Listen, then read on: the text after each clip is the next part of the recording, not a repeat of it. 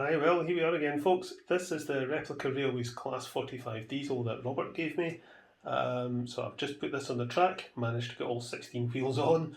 Let's see if it goes, and if it does go, what sort of noise it makes. Powering on. There we go.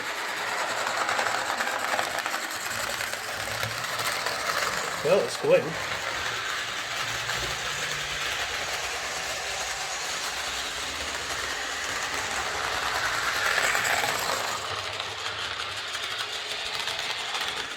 Just noticed it's got a working headlight there.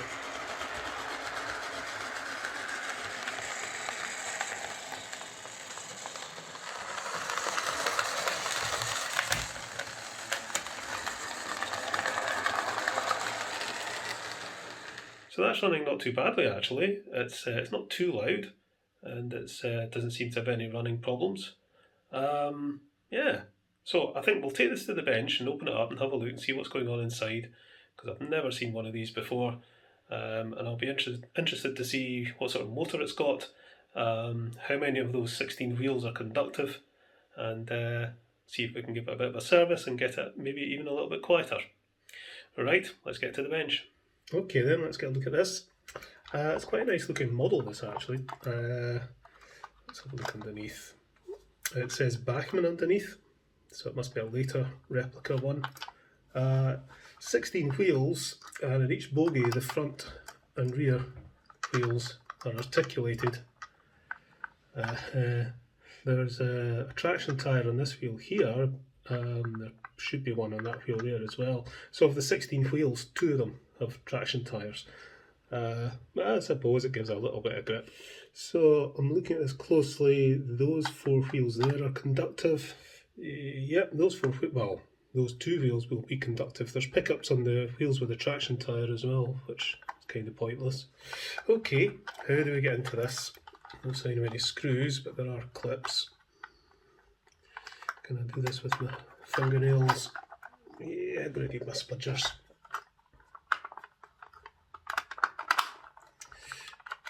It's the front out. Come on. There we go.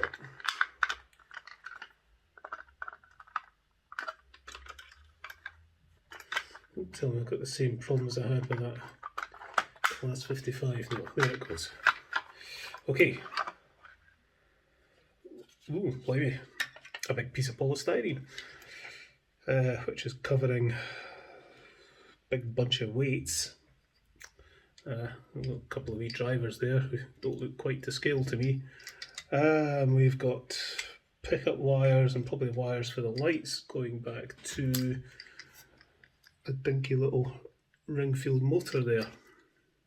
So we've got wires going to the brushes. They'll be from the pickups. There's a wire, red and white wire coming from the light there, and a red and green wire coming from the light at this end, connecting to that. Right, okay, how does this come out? Right, I think, there's a screw on the front of the motor here that appears to hold a clip in place. So undo that. This is an unnecessary faffy fiddle. Grab it, twist it, there you go. So that clip is screwed onto the side of the motor and it holds it all in place.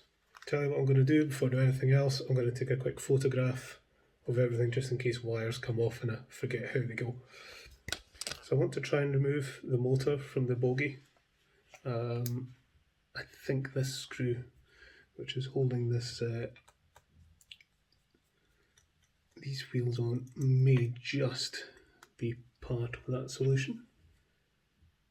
No, maybe not. Okay. Does it just clip in? I think it does. Yes, it does. See, there's one of the wires come off, and I knew this would happen. One of the wires come off. It's just all the wiggling about. And if I hadn't taken the photographs, I might have forgotten, oh, where does that go? but that's a wire from the light, so it'll fix onto there. Right, okay, I think we need to bend that back.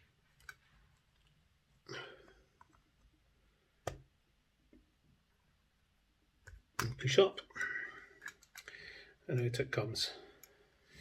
And there we go, we've got the motor bogie, we've got the gears, and ooh. So these all just lift out, I think.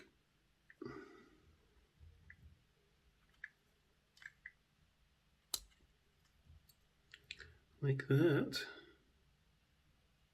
Again, before doing anything else, I'm just going to take a quick photograph of that gear arrangement.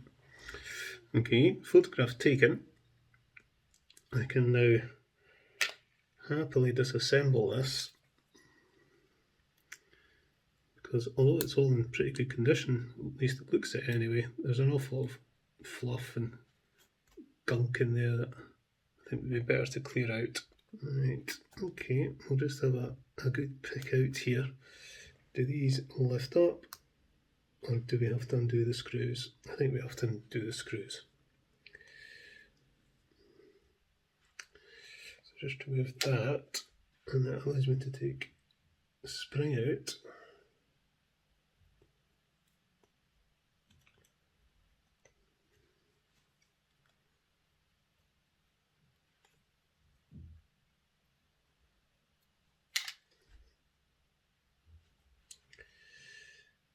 A little spring. Brush is going to fall out. Yes, they do. Sort of condition then. Brushes are actually very clean. Right, now I've got that done. We can open this up. I'm going to be careful here because there's a load of gears I don't want to disturb if I can help it. Ooh, an awful lot of oil in there. Right, okay, does this lift out? Yes, it does. Good. So there's the commutator, which is not bad at all, but we'll give it a clean. And we'll mop up some of that oil. I've not got my gloves on again, have I? We'll get some gloves on, because this is going to get a bit mucky. Just a bit too much oil in here. There's old grease in here that looks like Vaseline. And this is absolutely drenched in oil. There's a problem with oil, it doesn't stay where you want it. It just disperses and goes places that you really don't want it to go. Right, okay, I think I'm happy how those gears are arranged now. I think we'll just take them out. Okay, so teacup time for the commutator.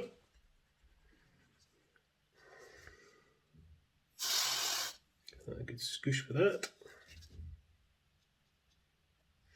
There we go, there's a nice clean commutator. A very big pinion gear, so we'll give it a bit of a scoosh with a contact cleaner just to get some of the rubbish off it. Quite big wheels. Let's see if I've got a traction tyre that'll fit that. Okay, I don't have a traction tyre that'll fit that just now. I'm going to have to order one up, but I think it'll run okay. But meantime, let's give these a scoosh with a cleaner. Some of these gears got a lot of fluff and gunk in them, but again, the contact cleaner's great at getting all that out. Give this a bit of a scoosh out as well. So a bit of a mop up inside this chassis. Right, so these three little black gears,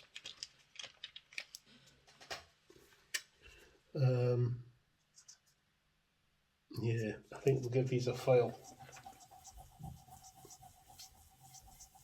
Get the manky brush in here, get that brush out.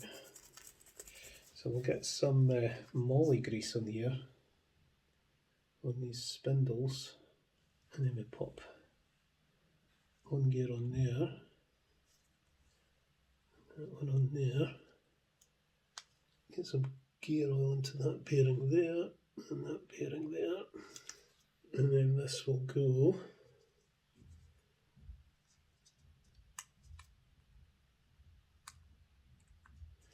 in there like so, and then that fits on there. I mean, this is very different than any of the other ring fields I've worked on, but it all makes kind of sense. It's all perfectly logical. It's a bit unusual in that the pinion is engaging with the gears inside the motor casing. So, you know, if you're going to lubricate between the pinion and this gear here, it's going to mess up the armature. Not the greatest design. Right, I'll pop this back on.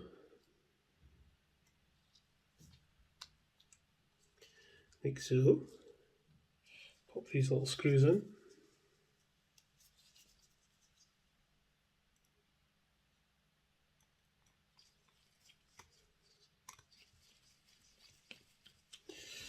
Okay, got that done. Now,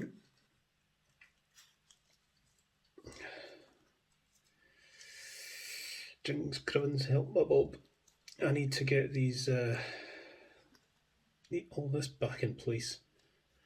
Yeah, the brushes are remarkably clean, so we don't need to do anything with these other than pop them back.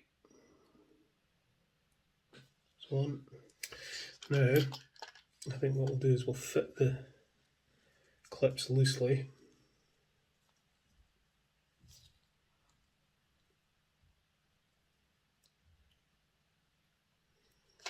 Just give that screw a turn, just enough to hold it in place, and then do the same with this one. It's quite fiddly, this is not very easy to work on, and a lot of it's due to the fact that there's so many wires for everything. You know, you kind of wonder, is it really worth it for, you know, these little headlamps that you can barely see, especially in daylight, you can barely see them.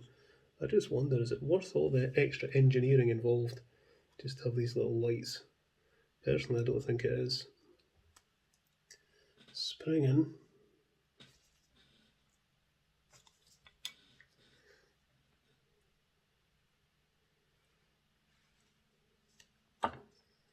That.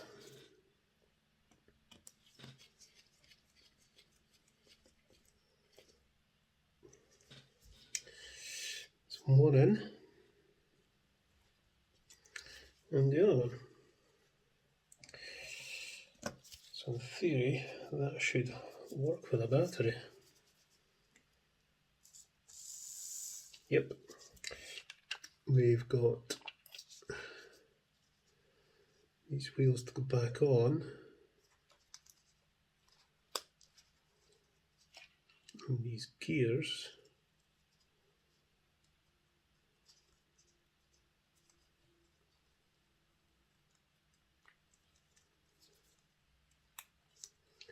like so. Right, let's stick a battery on this.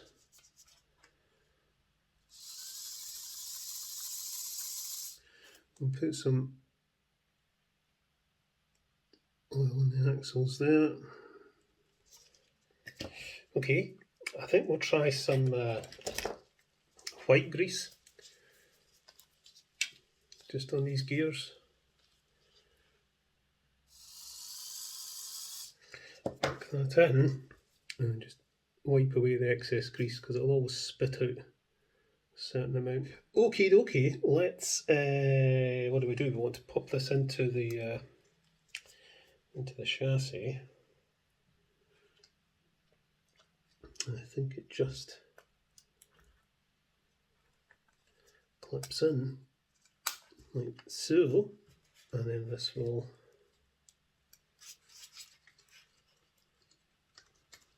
go up through. We've got to try and get this motor clip back in place, which was, oh right, I see it, it's got a little retaining hole. Maybe it'll be easier to fit than take off. I don't know what you can see here, but they've connected all the wires to the same bit, but they could be connecting wires up here. And part of the trouble I'm having fitting this clip in is because this wire is kind of in the road for where the clip wants to go. But you know, you've got 2 wires soldered on there, and you've got 2 wires soldered on here. This wire solders onto one of them. They were all soldered onto the same bits. But you've got terminals here you could solder onto. Let's try this again. It's got to go underneath that wire. And then there's a little hole for that little peg to slot into. And of course it's all black plastic, so it makes it difficult to see what you're doing. There we go. There we go. I think that's in position. Let's get the screw in the hole. Okay.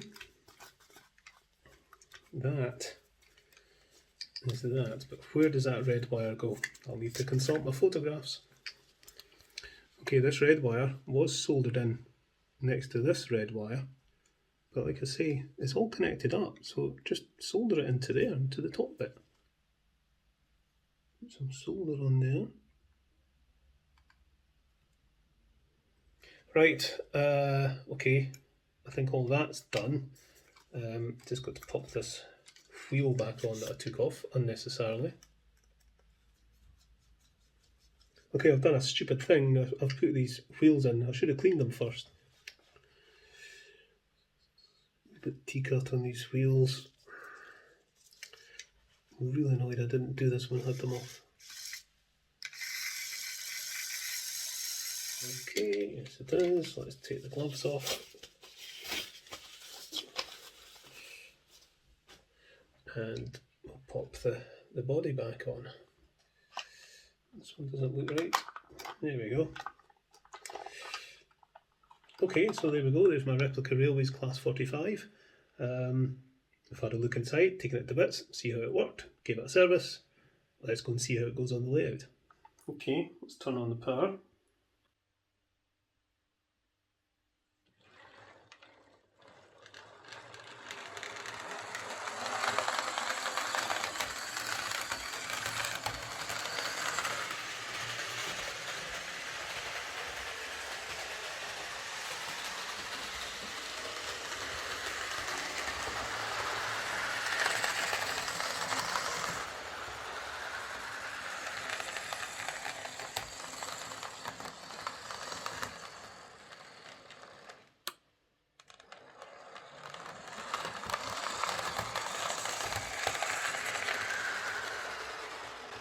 Okay, so it seems to be running fine. It's not that much quieter than it was, but I think it's definitely a little bit smoother and pulling away. Yeah, that's a lot better.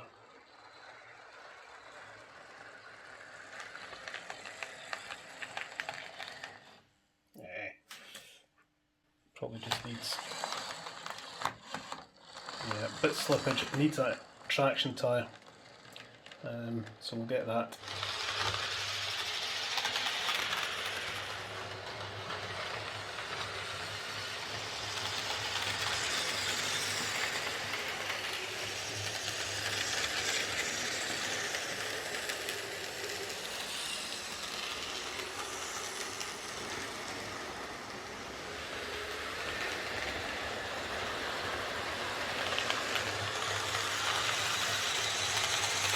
So there we go, the Replica Railways Class 45.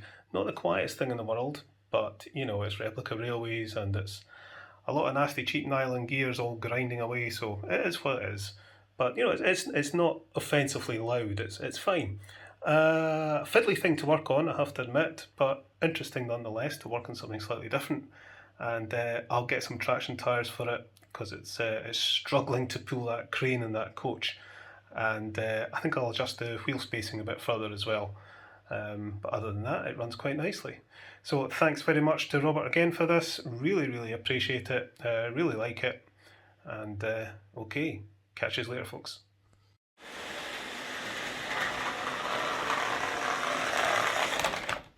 Oh dear. think it needs its traction tyre.